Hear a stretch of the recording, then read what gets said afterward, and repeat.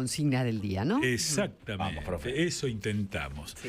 Vamos a hablar de don Martín Máximo Pablo de Álzaga y Unzué. ¡Ay, qué paquetería, por favor! Al fin alguien de nivel acá. Estamos en la Exactamente. aristocracia desde hace varios días, ¿no? Bueno, esto es así. ¿Cómo entraba ese nombre en el documento, ponele? Y a hasta- dos. bueno, Claro, tres renglones. Bueno, por eso el registro civil pone como límite 3 nombres. Ah. Por ejemplo, estaba María Josefa Petrona de Todos los Santos de Sánchez de Velasco y Trillo de Thompson y Minville, que le decían Mariquita para poder nombrarla. Bueno, a ver, repita el nombre, profe. Martín Máximo Pablo de Álzaga y Unzué. Martín Max. Claro, tenía Son tres nombres, claro. Álzaga Tres nombres. Unzué, Bueno, pero dos apellidos. este muchacho, nacido en 1901, es decir, con el siglo XX, integrante de una familia tradicional, tataranieto de Martín de Álzaga, aquel que participó en las invasiones inglesas, hombre de gran fortuna, criado en una casa que en el comedor de un lado tenían un Botticelli y del otro lado tenían un Goya.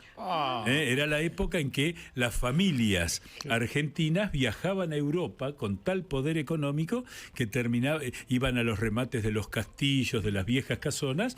La colección, por ejemplo, de nuestro museo porteño, el Museo Enrique Larreta, el que está el de arte español, es la colección de arte español, es decir, de arte hecho en España, más grande de América. No hay ni siquiera en Estados Unidos una colección como esa. Era la época de la Belle Époque. Bueno, este muchacho, criado en esa cuna de oro, comienza, digamos, a tener algunos problemitas en la escuela y lo mandan con 2 tías a Europa. Lo internan en un colegio de pupilos en la zona de Lille, en Francia, y el problema que tenía eran los pellizcones a las profesoras cuando pasaban. Ah, bueno. Muchacho, Medio un picarón. Alzadito, Picarón, ¿no? Claro. sí. Bueno, la cuestión es que lo echan de ahí, lo llevan a otro colegio en Londres, más o menos los mismos problemas, y la cuestión es que se dedica a ser el Playboy argentino. Isidoro Cañones está inspirada en su figura. Es decir, No, Dante Quinterno ¿en serio? toma a este...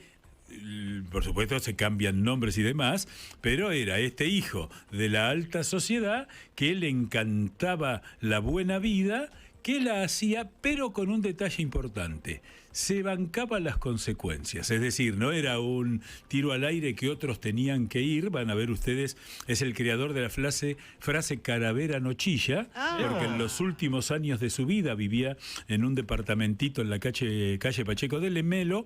Alguien le dice, pero ahora que no te quedó casi nada. De plata. De plata. Sí, terminó viviendo en un departamento de 3 ambientes. Pero en Recoleta. En Recoleta, y le dice, pero un gran amigo, Roberto Alifano, recomiendo leer Roberto el libro Alifano, lo conozco.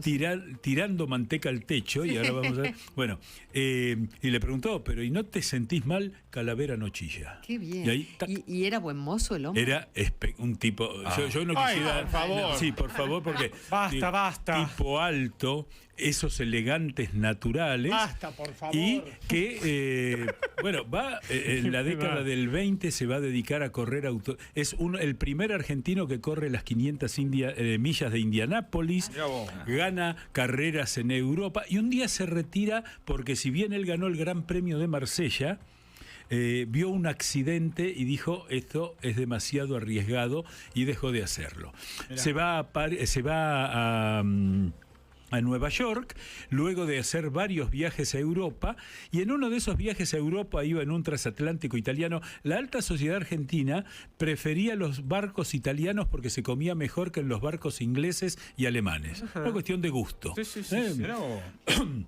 Viaja en uno de esos cruces transatlánticos, estaba con Teodoro de Ayerza, y los dos, en esos cansinos cruces del Ecuador, calurosos, estaban en unas sillitas de mimbre mirando el techo del salón de estar del conde de Biancamano, y había unas ninfas desnudas en el techo, ¿no? Ustedes saben que una de las grandes delicias gastronómicas del mundo nació en esos viajes, porque esta gente llevaba sus vacas vivas para tomar leche fresca durante el viaje. Ah, mira. Entonces, ¿qué pasaba con la leche que se ordeñaba cada día? Sobraba mucha manteca, mucha leche, mucha crema. Entonces se hacía manteca y ahí nació la costumbre de poner un rulo de manteca sacada en el día en la mesa para untarla con pan. Ustedes saben que el pan en las mesas de un restaurante es un hard power argentino, no pasa en otro lugar del mundo, que el servicio de mesa incluye el pan de trigo. Claro. Entonces ahí nacen esos rulitos, estaban comiendo unas tostadas, mirando el techo, y de pronto en ese aburrimiento... Macoco, así lo llamaban, Macoco al sacazuela, y lo mira a Jersey y dice, mirá, agarra un tenedorcito, un rulo de manteca y le dice, ¿a qué le pego ahí? Sí, ya sabemos. Este programa está en horario de protección al menor. Sí. Tira y acierta. ¿Acertó? Mirá, Y de ahí nace una frase. Era un hombre muy hábil para todos los deportes. Ahí nace una frase que solo la entendemos los argentinos, que es tirar manteca al techo, que cuando alguien tira manteca al techo es esa gente rica que no tiene medida. Claro, que gasta como si lo Claro, si se lo decimos a un mexicano, a un peruano, a un chileno, no entienden de qué le estamos hablando. Claro. Eso es del argot argentino, tirar manteca al techo, frase que todo argentino entiende. Sí. En el año 25 se va a Nueva York, se pone el nombre del socio es bastante gracioso porque es John Perona. John Perona. Mirá John Perona, John como Perona, casi. Perón, Claro, casi, bueno, casi. Un muchacho de Avería, ponen un salón bailable en Nueva York, pero empezaron a tener problemas con la policía, otros problemas. Se separan y Macoco va una noche a un Cotton Club, que eran estos lugares donde tocaban los negros y jazz, pero que eran lugares donde se permitía que fueran los blancos. Estamos hablando de la época de la segregación. Y él va a entrar y el mayordomo negro que estaba en la puerta del cabaret le dice, usted no. Y Macoco nunca se peleó con nadie en toda su vida. Se va. Y al día siguiente vuelve y el mayordomo le dice, otra vez, ya le dije por que acá. usted no tenía que entrar. Averiguá, pibe, que la compré esta mañana. Había comprado la boate, Un maestro. le pone boate, No. elige el nombre, es la primera boate del mundo, el Morocco, a la que iba Marilyn Monroe, Truman Capote, Humphrey Bogart. Es Eso decir, en Nueva York. en Nueva Imagino- York. Toda la gente y él... Imagino que lo habrá echado. Sí. No lo echó, lo dejó igual, pero dijo, te dé precaución, por lo menos preguntá si sos el dueño. Claro, fíjate bueno, quién manda. extraordinario, bueno, Genial fue eso. un personaje central de esa vida, fue amante de Marlene Dietrich, amante de Rita ¿A Hayworth. Coco? Sí, claro. Tuvo algún asuntito con Edith Piaf, es decir, un personaje genial, se casó con 2 estadounidenses, tuvo una sola hija y, se convirtió en el personaje, una frase de él. Mi primera novia fue Bebita Anchorena, recordaba, pero las oportunidades no eran tantas. Nos llevaban a la estancia, pero nos controlaban. O sea, era un pícaro permanente. Que en Buenos Aires instaló la primera boutique. Es decir, un lugar para vender ropa y para vender todo tipo de artefactos ¿Cómo se para la murió mujer ese y el hombre. tipo? No haberlo conocido. Tenía que haber vivido hasta ¿Cuál- ahora. Haber ¿Hasta sido amigo cuándo? tuyo, Rolo. Él murió en el 82. ¿Ves? No hace Bueno, tanto, no hace tanto. Pero fue muy longevo. 81 años vivió. Claro, bueno, sí. Pero, digamos, por ejemplo, fue el primer hombre que vendió en una boutique pantalones para mujer, que era una cosa, un atrevimiento. Estamos porque hablando de la todo década del pollera 30. antes. Todo ¿Para qué hacía pollerita. vendiendo ropa un tipo que El tenía tipo hacía tanta lo que se le plata? daba le gana. Sí, un adelantado Era también, un ¿no? adelantado, Claro. pero él vivía bien. Se casó 2 veces, como les decía, y en un reportaje declaró haber heredado 5.000 hectáreas de sus padres. Estoy leyendo literal. la supe gastar en todo lo que me gustaba. Las monedas, como decía Napoleón, están hechas para rodar. Muy bien. Qué genio. Un capo, Qué un genio. capo. Lo gastó Bueno, en mujeres y en alcohol y cigarros. El resto lo malgastó.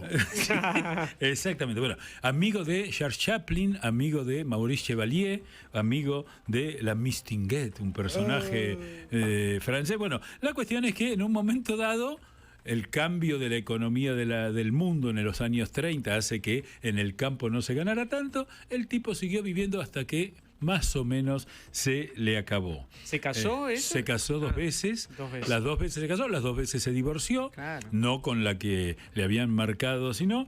Y así terminó viviendo en el barrio de La Recoleta, Macoco, que para saber bien su biografía hay que leer toda la historia de Patoruzú, porque Patoruzú era Patoruzú es una genialidad de la cultura argentina, porque era un indio tehuelche que manejaba las estancias en la Patagonia para mantener al vago de su ahijado en Buenos Aires. Era Isidoro Cañones. Era Isidoro Cañones, que era Macoco, y el padre, que tenía simpatía por los indios, fue representado por un cacique, que lo cual desmiente todo lo que se dice de la persecución a los indios que hubo en la Argentina desde siempre, porque durante 50 años el personaje más emblemático de la historieta argentina era un indio.